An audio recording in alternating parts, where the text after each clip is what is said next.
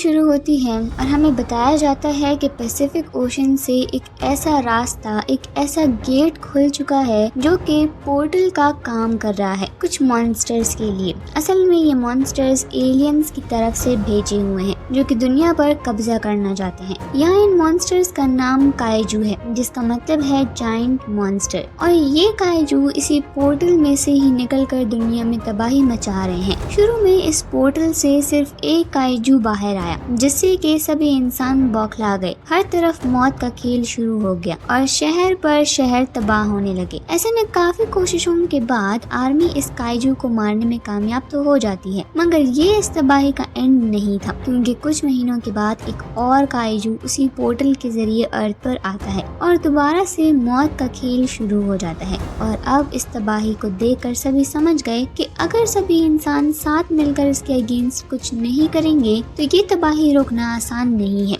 इसीलिए सभी कंट्रीज मिलकर अब इसका हल सोचने लगी, जिससे कि सभी इस सोल्यूशन पर पहुंच पाए कि अगर उन्हें इस मॉन्स्टर को हराना है तो इसके लिए उन्हें भी एक बीस्ट की जरूरत पड़ेगी। जिसके बाद सभी साइंटिस्ट एक प्रोजेक्ट पर काम करना शुरू कर देते हैं और इस प्रोजेक्ट के बाद एंड में वो एक बहुत बड़े रोबोट को तैयार करते हैं जो कि इस मॉन्स्टर से कई गुना बड़ा और पावरफुल है, लेकिन इसको कंट्रोल करने का प्रोसेस भी उतना ही टेक्निकल था। इस रोबोट को मैन्युअली चलाना पड़ता है और जब एक पायलट को इस रोबोट को चलाने दिया गया तो वो उसमें कामयाब ना हो सका। उसका दिमाग इतनी पावरफुल टेक्नोलॉजी को कंट्रोल नहीं कर सका, जिसके बाद डिसाइड किया गया कि अब इस रोबोट को 2 पायलट चलाएंगे, लेकिन इसके लिए जरूरी था कि इन दोनों पायलट्स के दिमाग आपस में अच्छी तरह से कोऑर्डिनेट करें। खैर ये प्रोसेस शुरू किया जाता है और रोबोट्स को काइजू के अगेंस्ट मैदान में उतारा जाता है और ये रोबोट्स अपना काम बहुत ही अच्छे से परफॉर्म करते हैं और काइजू का खात्मा कर देते हैं। मगर ये सिलसिला अभी भी रुका नहीं है और कुछ टाइम के बाद और भी काइजूस अर्थ पर आते रहे, लेकिन अब इंसानों में इनका वो खौफ नहीं है क्योंकि अब इनके पास रोबोट्स हैं जिसकी मदद से वो इन मॉन्स्टर्स का खात्मा कर रहे हैं। अब ऐसे ही वक्त गुजरता है और हम देखते हैं कि इस सब को 6 साल गुजर चुके हैं। आज भी उस पोर्टल से क्रिएचर्स बाहर आते हैं, मगर अब इंसान इनसे लड़ना सीख चुके हैं और इन्हें हराना भी। ह्यूमंस के लिए अब ये सब नॉर्मल बन चुका है, लेकिन इसी बीच एक दिन रिसर्च फैसिलिटी में अलार्म बजता है और पता चलता है कि इस बार जो काइजू अर्थ पर आया है वो कैटेगरी 3 का काइजू है, यानी कि ये एलियंस भी मॉडिफाई हो रहे हैं और हर बार मजीद ताकतवर बनकर सामने आ रहे हैं। ऐसे में हमें 2 भाइयों को दिखाया जाता है जो कि ट्विन्स हैं और ये दोनों ही रोबोट के पायलट्स हैं। इनमें से एक का नाम येंसी और दूसरे का नाम राइली है। अब इस मिशन के लिए इन दोनों को भेजा जाना था। अपने सूट्स पहनने के बाद ये रोबोट में बैठ जाते हैं और इनके दिमाग को सिंक किया जाता है ताकि ये इस रोबोट को चला सकें। जिसके बाद अब अपने इस ह्यूज रोबोट को लेकर ये समंदर में उतर जाते हैं। इन्हें समंदर में एक शिप नजर आती है और सबसे पहले ये उसे बचाते हैं, जिसके बाद ये काइजू से लड़ते हैं और इस बार इसको हराना इनके लिए मुश्किल हो रहा था।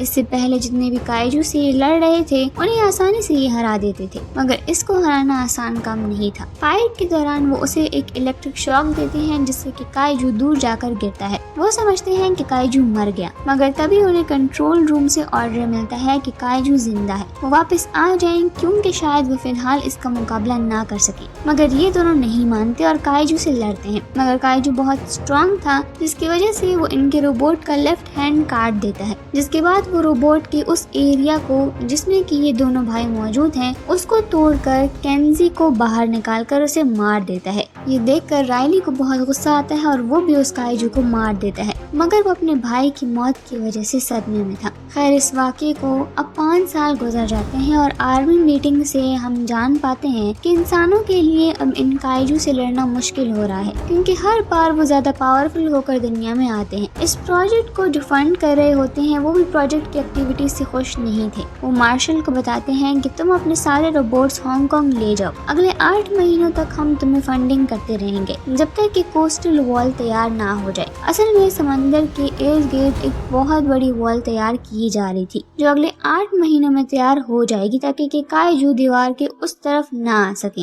लेकिन मार्शल इस बात से सहमत नहीं थे, वो इस प्रोग्राम को खत्म नहीं करना चाहते थे, इसीलिए वो अपनी एक अलग टीम बनाने का फैसला करते हैं। वो किसी तरह से राइली तक पहुंच जाते हैं जो कि पूरी तरह से इस प्रोग्राम को छोड़ चुका है क्योंकि जब से उसके भाई की मौत हुई है उसने इस प्रोग्राम को छोड़ दिया है। वो उसके दिमाग से जुड़ा हुआ था। मार्शल उसे कहता है कि उसे उसकी जरूरत है। मैंने जितनी भी रोबोट बनाए हैं उसमें से एक रोबोट ऐसा था जिसको सिर्फ तुम और तुम्हारा भाई चला सकते थे और मुझे एक पायलट की जरूरत है। तो राइली साफ साफ मना कर देता है, पर मार्शल कहते हैं कि तुम्हें ये करना होगा क्योंकि पूरी दुनिया की जान खतरे में है। इसीलिए राइली मान जाता है और वो मार्शल के साथ हांगकांग जाता है जहाँ पर ये सब सीक्रेटली काम करते हैं। अब सिर्फ 4 ही रोबोट्स बचे हैं। मार्शल बताता है कि वो ओशन के उस पार हमला करने वाले हैं जहाँ से वो काइजू निकलता है। राइली कहता है कि हम पहले भी ये कोशिश कर चुके हैं लेकिन उस दरार के अंदर तक जाना बहुत ही मुश्किल है। तब मार्शल कहता है कि वो सब तुम मुझ पर छोड़ दो, मेरे पास एक प्लान है, तुम बस तैयार रहो। दूसरी तरफ मार्शल की अडॉप्टेड बेटी माको को दिखाया जाता है जो कि पूरे प्रोग्राम की डायरेक्टर है। माको मार्शल से कहती है कि राइली के साथ वो भी पायलट बनना चाहती है ताकि वो भी रोबोट का दिमाग कंट्रोल करके उस काइजू के साथ लड़ सके, पर मार्शल पूरी तरह से इसके लिए मना कर देता है। दरअसल काइजू ने भी माको के पेरेंट्स को मारा था। मार्शल कहते हैं कि बदला एक जख्म होता है और जख्म होते हुए कोई भी दिमाग को कंट्रोल नहीं कर सकता, इसीलिए वो माको को मना कर देता है। अब राइली का दूसरा पायलट चुनना था और ये प्रोसेस अब शुरू हो जाता है। अब एक एक आदमी को राइली से फाइट का कहा जाता है। राइली सभी को एक ही बार में हरा देता है और इसके बाद माको उसे लड़ने आती है। माको और राइली एक ही तरह के फाइटर्स होते हैं, इसीलिए अब फैसला किया जाता है कि राइली का नया पायलट यानी कि को पायलट अब और कोई नहीं बल्कि माको ही होगी। इन दोनों को टेस्टिंग के लिए इनके रोबोट्स के अंदर डाला जाता है जहाँ पर इन दोनों के दिमाग को जोड़ दिया जाता है। पर राइली कुछ वक्त के लिए उस पल में खो जाता है जहाँ पर काइजू ने उसके भाई को मारा था, इसीलिए उसका कनेक्शन माको से टूट जाता है। माको भी अपने बचपन के उस पल में खो जाती है जिस पल में काइजू ने उसके माँ बाप को मारा था। राइली भी ये सब कुछ देख पा रहा था, तो राइली उसे समझाता है कि ये सब एक वहम है, पर माको को कुछ भी समझ नहीं आ रहा था और तभी वो रोबोट में जहाँ पर बैठी हुई थी वहाँ पर वो प्लाज्मा कैनाइन को एक्टिवेट कर देती है और अगर ये चल गया तो वहाँ पर सब के सब लोग मारे जाएंगे। अब यहाँ पर हर जगह अफरा तफरी हो जाती है, लेकिन इससे पहले कि माको वो बटन को दबाती पावर कनेक्शन ऑफ कर दिया जाता है जिससे कि रोबोट भी ऑफ हो जाता है। इसके बाद मार्शल माको को पायलट की जॉब से निकाल देते हैं। यहाँ पर अभी उस दूसरे साइंटिस्ट को दिखाया जाता है जिसका नाम न्यूटन होता है। वो अपने दिमाग को काइजू के दिमाग से, जिस दिमाग को इन्होंने अभी तक केमिकल्स में रखा होता है, उससे जोड़ता है और ठीक उसी तरह से जिस तरह से कि 2 पायलट के दिमाग जुड़ते हैं। एक दिमाग को कंट्रोल किया जाता है और दूसरा दिमाग उसके साथ जुड़ता है। जब न्यूटन अपने दिमाग को उस काइजू के दिमाग से जोड़ता है तो उससे उसे वो जगह दिखाई देती है जहाँ से ये सब काइजू आते हैं और उसे कुछ एलियंस भी नजर आते हैं जो कि ये सब काइजू बना रहे होते हैं। तभी न्यूटन के पास मार्शल आता है और न्यूटन मार्शल से कहता है कि अब से लेकर 4 कैटेगरी के काइजू जो कि यहाँ पर इस दुनिया में आए हैं, ये सब सिर्फ इस जगह को साफ करने के लिए आए थे। अब इसके बाद जो काइजू आएंगे वो इंसानों को मारने के लिए आएंगे। ये जमीन पर पहले भी आए थे जबकि डायनासोर्स थे और इस दुनिया का एटमॉस्फेयर इन एलियंस के लिए ठीक नहीं था, इसीलिए इन एलियंस ने यहाँ से जाने का डिसाइड किया और इंतजार करते रहे। और अब जब ओजोन की कमी की वजह से अब एटमॉस्फेयर में मौजूद कार्बन मोनोऑक्साइड और पोल्यूटेंट्स के इजाफे की वजह से इनके लिए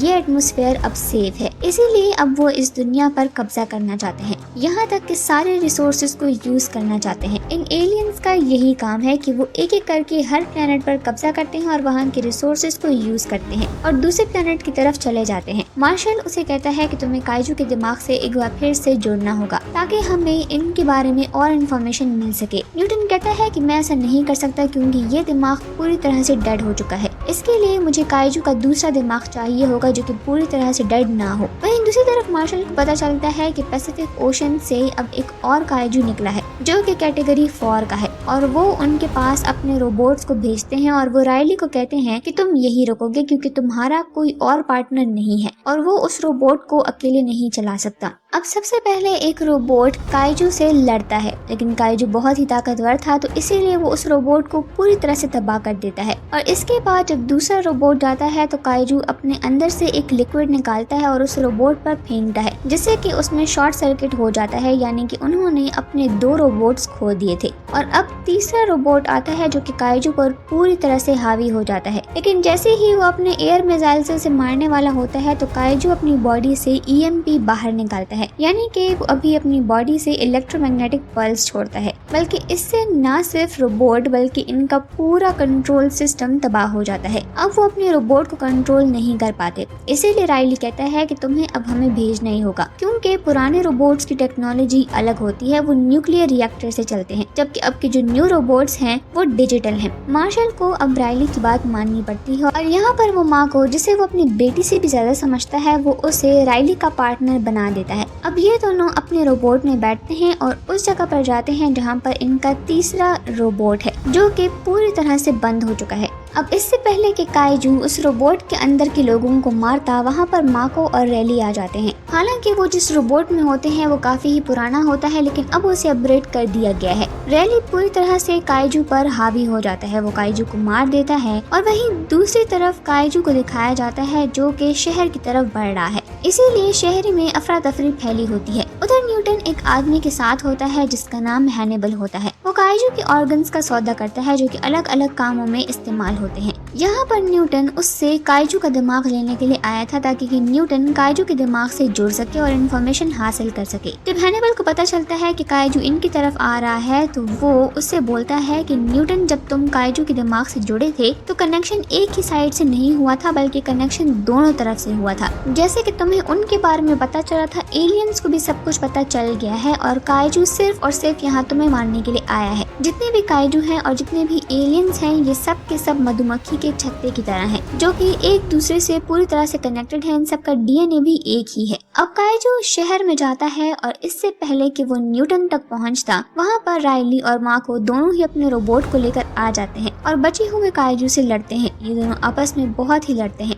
लेकिन तभी काइजू इन्हें मुंह में पकड़कर अपने पंख खोलता है और आसमान की तरफ उड़ जाता है। वो इन्हें बहुत ही ऊपर ले जाता है, लेकिन इससे पहले कि ये उन्हें एटमॉस्फेयर से भी बाहर ले जाए, ये दोनों ही अपने तलवार निकालते हैं और काइजू का एक पंख काट देते हैं, जिससे कि ये दोनों के दोनों नीचे गिरने लगते हैं। और इस पर रैली और माको अपने रोबोट की पावर को यूज करके सेफली जमीन पर आ जाते हैं, मगर काइजू जमीन पर गिरकर मारा जाता है। उसके पास न्यूटन और हैनिबल आते हैं। न्यूटन को इसी तरह से उसका दिमाग चाहिए था, पर जैसे कि काइजू की मौत हो जाती है उसका दिमाग भी बिल्कुल खत्म हो जाता है। मगर यहाँ पर उनकी किस्मत अच्छी होती है, ये काइजू प्रेग्नेंट होता है और इसके पेट से एक बच्चा निकलता है जो कि इन पर हमला करता है। लेकिन इससे पहले कि वो न्यूटन को मार सके, उसकी मदर के पेट से जो अम्बिलिकल कॉर्ड निकली होती है वो उसके गले की गिर्द लिपट जाती है, जिससे कि वो काइजू बेहोश हो जाता है। हैनिबल को लगता है कि शायद वो मर गया है। जैसे ही वो उसके पास आता है वो बच्चा उसे निगल लेता है, जिसके बाद वो फिर से बेहोश हो जाता है। वहीं दूसरी तरफ मार्शल को दिखाया जाता है जो कि अपने बचे हुए दो रोबोट्स के साथ अपने प्लान को अंजाम देना चाहते हैं, यानी कि वो उस दरार में जहाँ से काइजू बाहर आया करते हैं, जो कि दूसरी दुनिया का रास्ता है, उस दुनिया में एटम बॉम्ब फेंक कर उसे तबाह करना चाहते हैं। पर मार्शल को इस बार खुद ही रोबोट में को पायलट बनकर जाना पड़ेगा, क्योंकि उसका जो दूसरा को पायलट होता है वो बहुत ही जख्मी है। इसीलिए अब राइली और मार्शल दोनों के रोबोट जाते हैं जहाँ पर वो दरार है, जहाँ से वो काइजू बाहर आया था। वहीं दूसरी तरफ न्यूटन और उसके एक साथी को दिखाया जाता है जो कि काइजू के उस बच्चे के दिमाग से जुड़ जाते हैं और उन्हें समझ में आ जाती है कि मार्शल का जो प्लान है वो कामयाब नहीं हो सकता, क्योंकि दूसरी दुनिया का जो रास्ता है वो सिर्फ काइजू के लिए ही खुल सकता है। वहीं दूसरी तरफ दिखाया जाता है कि दोनों रोबोट उस जगह पर पहुंच चुके हैं जहां से काइजू ऊपर आते हैं। वहां पर पहले से दो काइजू मौजूद होते हैं। न्यूटन दोनों रोबोट को ये पैगाम भेज देता है कि ये लोग अंदर नहीं जा सकते, क्योंकि ये दरवाजा सिर्फ और सिर्फ काइजू के लिए ही बना है। और अब अंदर से एक और काइजू बाहर निकलता है और ये कैटेगरी 5 का होता है, यानी कि अब तक का सबसे खतरनाक काइजू, और वो माको और रैली के रोबोट पर हमला कर देते हैं, जिससे कि वो उनका हाथ भी तोड़ देते हैं, लेकिन ये अपनी तलवार से इनके जिस्म को फाड़ देते हैं। दूसरी तरफ जो कैटेगरी 5 का रोबोट होता है वो मार्शल के रोबोट पर हमला कर देता है। वो कुछ ही देर में उनके रोबोट को गिरा देता है, पर मार्शल भी उसे काफी जख्मी कर देता है। कैटेगरी 5 का काइजू अपने पार्टनर को आवाज लगाता है और जब वो दोनों काइजू उसके रोबोट की तरफ आ रहे होते हैं तो मार्शल रैली से कहता है कि तुम्हें मालूम है कि तुम्हें क्या करना है, तुम्हें अपने काम को अंजाम देना होगा। और जैसे ही वो दोनों काइजू उस तक पहुंचते हैं तो वो अपने रोबोट में मौजूद एटम बम को ब्लास्ट कर देता है, जिससे कि उन दोनों की मौत हो जाती है। रैली और मार्शल उस काइजू की लाश, जिसे इन्होंने कुछ वक्त पहले अपनी तलवार से जख्मी किया था, उसे वो लोग घसीट कर ले जा रहे होते हैं।